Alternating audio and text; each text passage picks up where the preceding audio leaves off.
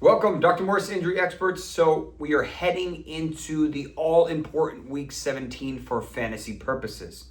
This will be the last big breakdown of the year. Thank you very much for following along. I will continue to do some brief, probably short ones for the playoffs, but as of next week, most teams will either be tanking, done, or everything will be all set. Now, this injury report has 76 players on it. Continuing to break them down by quarterbacks, running backs, wide receivers, and tight ends. Some exciting news here at the Injury Experts. I will be incorporating AI search tools within the site next year, probably within the next 3 to 4 weeks, depending on working out some of the bugs. It will not be available via Google or ChatGPT or any of those, because I don't want the full server to pull it and then it gets mixed in with all the other stuff. I want it to be inclusive within the server. So if you're looking for, hey, how many people suffered a concussion in 2025, you can find that on our site that, as far as I know, isn't available or it isn't reviewed by a physician or a high-level medical member like myself. Everything in the Injury Experts database was reviewed personally by me, so I can stand and attest for that. Now, heading into week 17, we have a fair share of injuries. I'm going to pull up my full sheet. And, we obviously saw 3 games yesterday, so I don't really need to cover any of those guys. Pretty ugly games, to be honest with you. Somehow the Vikings managed to win, despite having negative, 6 passing yards. So Jordan Love officially ruled out for Saturday's game, tomorrow's game. With that being said, I think there was a possibility he could have cleared, but the Packers are notoriously conservative. We have seen 12 different quarterbacks suffer a concussion in 2024 and 2025. All but one have at least missed one game. Drake May was the only one to clear the protocol and play the following game. So if a quarterback gets injured, very good chance he's going to miss the next game. Malik Neighbors, on the other hand, is playing with a right, likely AC sprain in his throwing shoulder. He will be limited, but he will be the starter. Wouldn't be surprised if they run more. We'll see more from Emmanuel Wilson, more from Josh Jacobs, who is cleared already, and from some of the running backs. Josh Allen dealing with a probably decent midfoot sprain, but like anything, he is going to play through this, and he will be good to go. Lamar Jackson, on the other hand, I do not think he's going to play.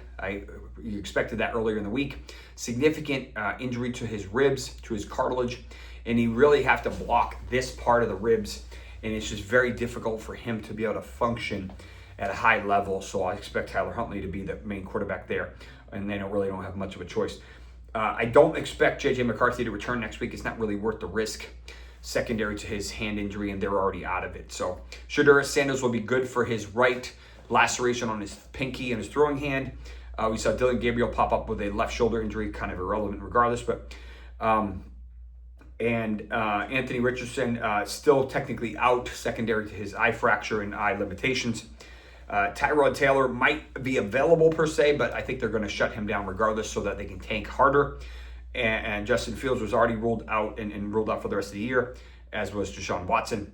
We will see Justin Herbert probably be close to 100% secondary his hand injury from a couple weeks ago, so he'll be good to go. No concerns there. Heading into running backs, we saw earlier this week confirmation that Quinshon Judkins did indeed suffer an ankle fracture dislocation. Thankfully, he did not have any injury to his knee. That was my biggest concern. When I give a projection, I do have a split projection depending on the specifics of the injury. Hey, this could be a knee dislocation or a lower leg fracture.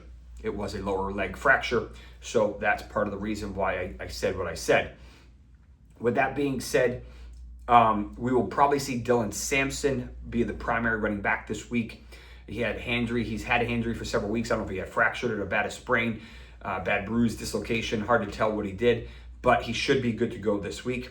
Josh Jacobs, as I mentioned, would be clear. I think Travion Henderson should clear the protocol either today or tomorrow, so he'll be good to go back for Sunday. We're starting to see more of the running backs and wide receivers and tight ends clear the protocol in a week or less than a week, for some of them anyway, whereas the quarterback's a different story. On the other hand, Kayshon Boutte will not be able to clear the protocol. Jordan Mason was out yesterday. Aaron Jones had a decent day. Did get injured, but went back into the game. Jalen Warren dealing with a mild hip injury, but he'll be fine. Ray Davis as a backup hip knee injury, but he'll be fine. Kamani Vidal, a game-time decision with a neck sprain. I thought he would potentially miss this week, but he ended up getting a limited practice in today, so we'll have to see how that plays out, or yesterday, really. Chris Rodriguez missed yesterday. JCM had a monster game. He's had a rough up and down season, but I'm happy he balled out. As far as Javonte Williams suffered a new shoulder injury and missed most of the game, kind of a moot point, but for fantasy players it wasn't. Raheem Mostert, not really clinically relevant, but probably a game time decision. Bashal Tutin came back from that finger surgery, could potentially play this week. Keaton Missa with a calf injury maybe could play this week as well. Woody Marks good to go back from his ankle injury. We will see him and Chubb split the workload like they have been. And Alvin Kamara continues to be out, and I'm assuming it was a contract issue that he was not put on IR, because I expect him to miss the rest of the season. Amon Ross re-injured or suffered a new injury to his, I believe it was his right knee, probably a mild injury. I don't expect him to play next week, or he's got to be a little careful if he does, and they don't have anything to play for, obviously. Devonta Smith was, dealing with a little bit of illness, no concerns. To AJ Brown, decided to have his wisdom teeth taken out this week. Interesting timing, but he'll be good to go with no concerns. Probably hopped on perks. Jordan Addison came into the game with a mild knee sprain and had a monster play. Beautiful jump from the 4 or 5 yard line. Pretty much their best play of the day. Demario Douglas dealing with a hamstring tweak injury. He could potentially play, but we did see Mac Hollins with an abdominal injury and Keishawn Boutte out with a concussion. So we might see Kyle Williams break out this week, along with Hunter Henry and Stephon Diggs, as well as Travion and Ramondre. I do not expect Devontae Adams to play this week or next week for that matter. Rashee Rice obviously was shut down for the rest of the year, secondary to them not being good and not making the playoffs. Romeo Doubs and some of the other wide receivers for the Green Bay Packers will be good to go. Jalen Waddle will be fine with his wrist injury.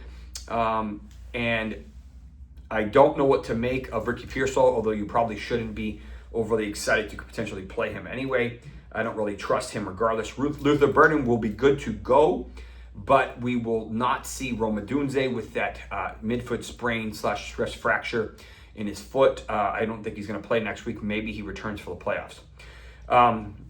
As far as Drake London, I expect him to play, although he won't be 100%. Marvin Harrison, more of a game time decision. Again, basically the same. If he does play, I don't really trust him a whole lot. More from Michael Wilson. Mike Evans will be close to 100%. Jalen McMillan, more of the same. They shut down Brock Bowers for the end of the year. Kind of a stupid move, in my opinion. It was more semantics than anything. I don't think his injury was impacting him at all, or very mild. But they wanted to tank, and unfortunately they decided to do that.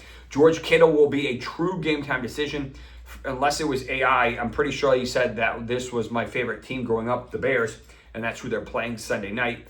You have to be a little careful with him this week. He has a medial ankle sprain, I did a video on it, which is much more concerning. And for those that were questioning whether or not the injury happened on a certain play, Kittle admitted that it was in the first quarter on said play. So there's your answer. TJ Hawkinson was not playing yesterday. Dawson Knox and we saw Dalton Kincaid both dealing with knee injuries, probably both going to play. Jake Ferguson suffered a new calf strain yesterday.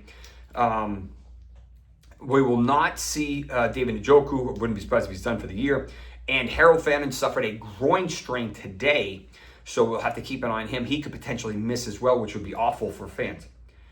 Darren Waller, groin injury, but he'll be fine. Dalton Schultz with a knee injury, he'll be fine. Foster Moreau, not really relevant with an ankle injury, could potentially miss. Gunnar Helm will be fine. Kyle Pitts will be good with his lingering knee injury.